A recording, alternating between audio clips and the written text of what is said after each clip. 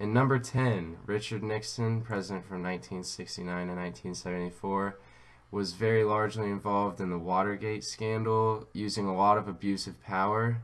He also had a very legendary resignation and was a big humanitarian involving in segregation and women's rights. In number 9, William Howard Taft, president from 1909 to 1913, had a large part in the assault and occupation of the Nicaraguan military while he was having interventions building the Nicaraguan Canal. He was the most obese and lazy president who would fall asleep at events like operas or church.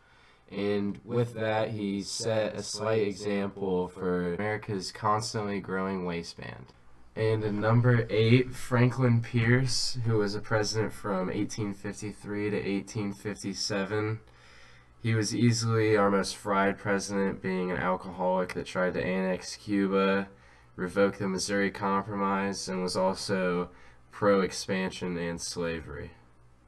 In number 7, Warren G. Harding, president from 1921 to 1923. He had a very large position in the Teapot Dome scandal, where he leased government oil reserves to large oil companies, giving them politicians plenty of bribe money in return. He also had many affairs and died 2 years from a heart attack into his term, which is why his reputation might not be as bad as the rest.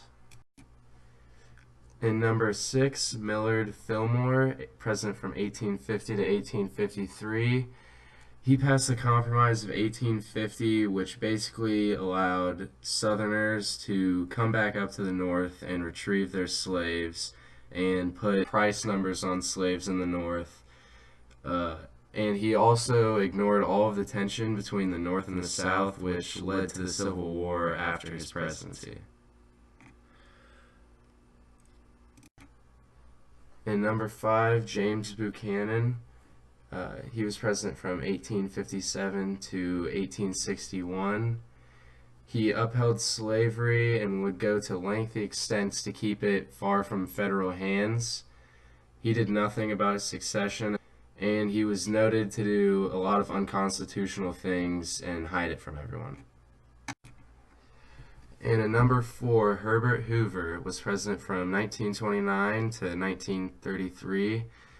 Before his term, he was actually known for treating African Americans badly after Mississippi floods.